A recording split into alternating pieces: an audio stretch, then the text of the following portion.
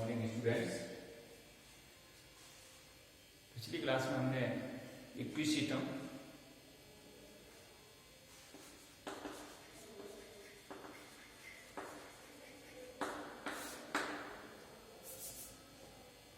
इसकी structure of root के बारे में डिस्कस किया था। नेक्स्ट जो पार्ट है इसका, आज हम स्ट्रक्चर ऑफ स्टेम की संरचना किस तरह की होती है उसके बारे में डिस्कस करेंगे। तो सबसे पहले जैसा हम जानते हैं इक्विसिटम का जो स्टेम है वो जॉइंटेड होता है, नोड एंड इंटरनोड, और यहां पर ये ग्रुप्स रिप्स पाई जाती हैं, और ये है यहां पर नोड और इंटर। इसमें डिवाइड होता है। यहां पर स्केली लीफ होती है, लीव्स पाई जाती हैं। लीव्स ऊपर से स्केल टाइप्स की होती हैं जो फोटोसिंथेसिस का कार्य नहीं करती। इनके बीच में अंदर की साइड में लीव्स नीचे की तरफ ये सीथ द्वारा एक दूसरे से जुड़ी होती है। जब अपन इस सीथ को हटाते हैं तो यहां पर इसमें मेरिस्टेमेटिक जोन पाया जाता है, जहां पर इसमें डिवीजन होता रहता है और इससे इंटरनोड्स की जो लंबाई है या हाइट है वो बढ़ती है। और यहां से फिर इसमें ब्रांचेस निकली रहती हैं लिमिटेड ग्रोथ वाली। और जब अपन इसको नोड से अलग करते हैं तो ये आसानी से अलग हो जाती है। तो ये एक जॉइंटेड प्लांट है।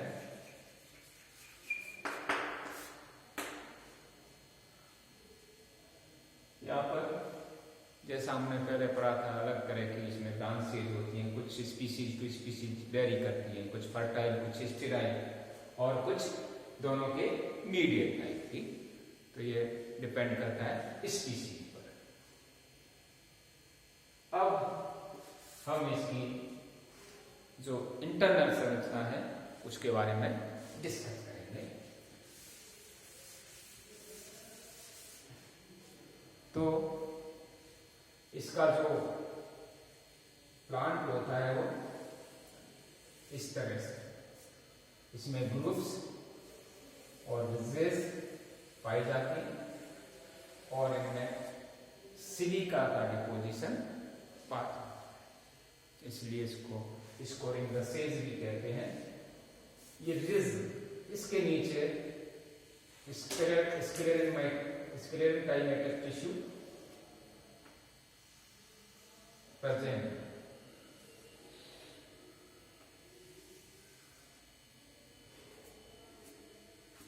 ग्रुप्स में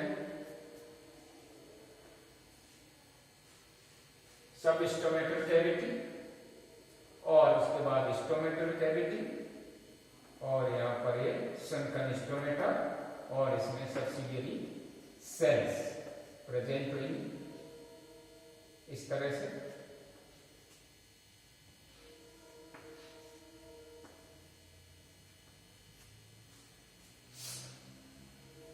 ऊपर क्यूटिकल की लेयर, सबसे ऊपर एपिडर्मिस, यूनिसेल एक सेली, यानी जो एपिडर्मिस की जो थिकनेस है वो सिंगल सेल, एक कोशिकीय, और इसके ऊपर क्यूटिकल की लेयर बनी। नेक्स्ट जो सेल्स हैं वो स्क्लेरेंकाइमेटस सेल्स पाई जाती हैं।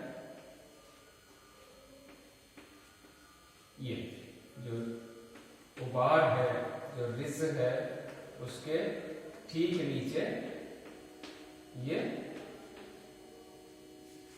स्क्लेम है, और उसके बाद यहां पर ये पेरिसेट टिश्यू, क्लोरेनकाइमा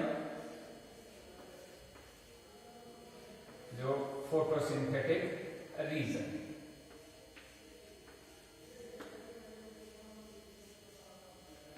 यहां पर फोटोसिंथेसिस का कार्य होता है।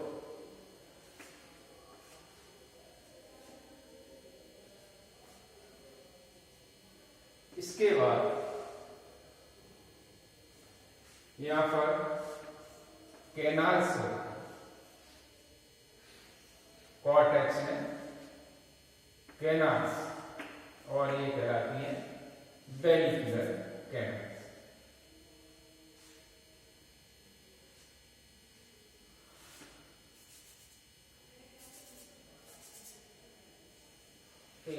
वेनिकुलर कैनाल्स प्रेजेंट है।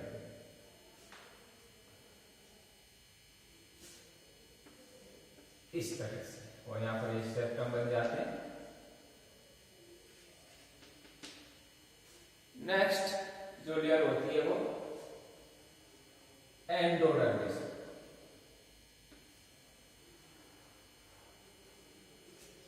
एंडोडर्मिस की लेयर यहां पर प्रेजेंट होगी, और फिर जहां पर ग्रुप्स हैं वहां पर इस तरह से कैरियर कैनाल्स पाई जाती है। तो इनकी जो पोजीशन है वो बिल्कुल एक रिज के सामने, दूसरी ग्रुप्स के सामने पाई जाती है। यहां पर मेटाजाइलम, प्रोटोजाइलम इसमें पाई जाती है, और सेंटर में फिर इसमें कैविटी या पिथ कैविटी पाई जाती है।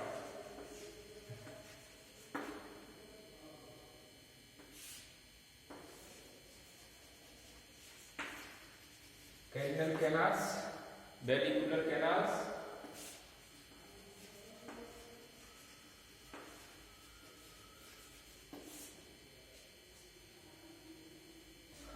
यहां पर एपिडर्मिस, और इसके ऊपर थिक क्यूटिकल,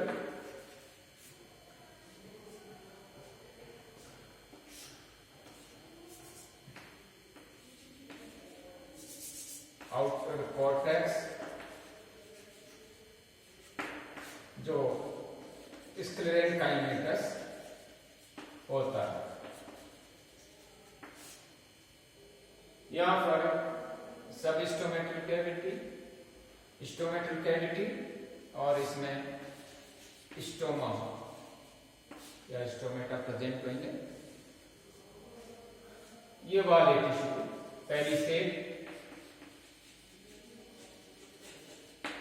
या क्लोरेनकाइमेटस या क्लोरेनकाइमा, जहां पर फोटोसिंथेसिस होता है।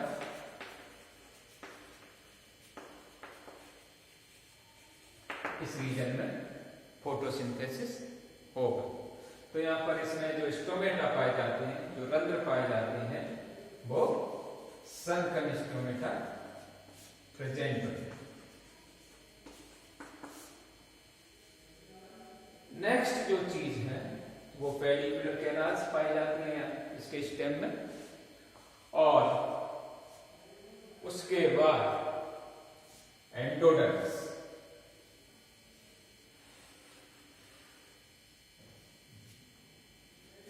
अब यहां पर जो इंपॉर्टेंट चीज है एंडोडर्मिस वाली,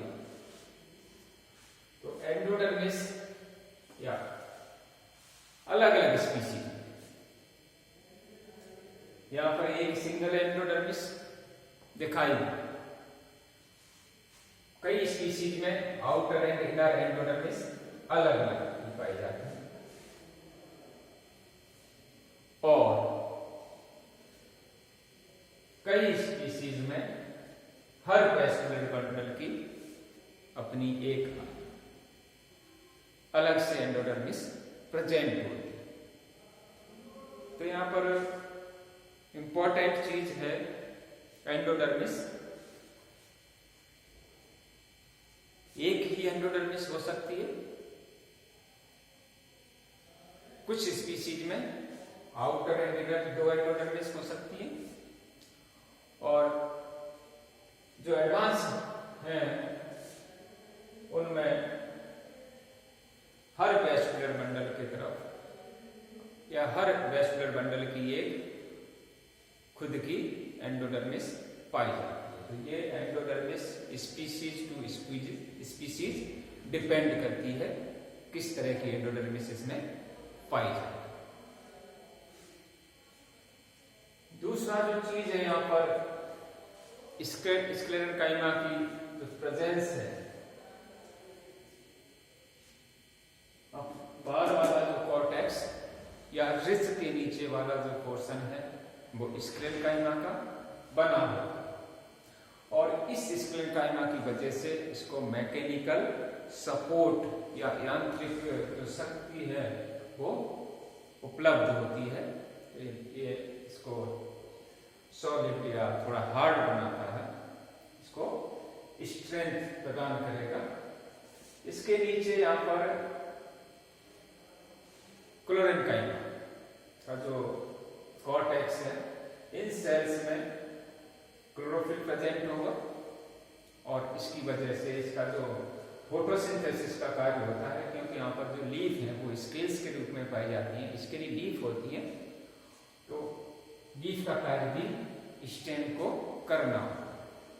इसी वजह से यहाँ पर स्टोमेटा भी प्रेजेंट है, जो धसे हुए हैं जीरोफिटिक जो प्लांट है उसकी तरह, और यहाँ पर क्लोरेंकाइमा भी प्रेजेंट है, यहाँ पर इसमें फोटोसिंथेसिस पाई जाती है। दूसरा जो लक्ष्य इसमें मुख्य चीजें हैं, 2 तरह की कैनाल्स प्रेजेंट होती हैं, वेलिकुलर कैनाल्स एंड कैरिनल कैनाल्स। इन दोनों की पोजीशन अलग अलग है। यहाँ पर ये रिज है, उसके सामने वेलिकुलर कैनाल है, और जानबूझ से उसके सामने कैरिनल कैनाल। तो जब भी अपन डायग्राम बनाएं तो ये थोड़ा ध्यान रखने वाली चीजें हैं कि इनकी पोजीशन किस तरह से पाई जाती है। सेंटर में पिथ कैविटी इसमें पाई जाती है, यानी ये होलो होता है, और ये पिथ कैविटी इसमें पाई जाती है। जब अपन नोड्स और इंटरनोड्स पे इसमें देखें तो इनमें नोड पर जब सेक्शन काटते हैं तो अलग तरह की पोजीशन, अलग तरह की इसकी संरचना होती है, और इंटरनोड पर ये अलग तरह का सेक्शन दिखाई देता है। उसके क्या इनमें कंपैरिजन है, किस तरह के इसमें हाइड्रोफिटिक लक्षण है, कौन से इसमें जीरोफिटिक लक्षण है, और नोड और इंटरनोड में इसकी संरचना में क्या अंतर है, ये अपन नेक्स्ट जो क्लास में डिस्कस करेंगे नेक्स्ट वीडियो में।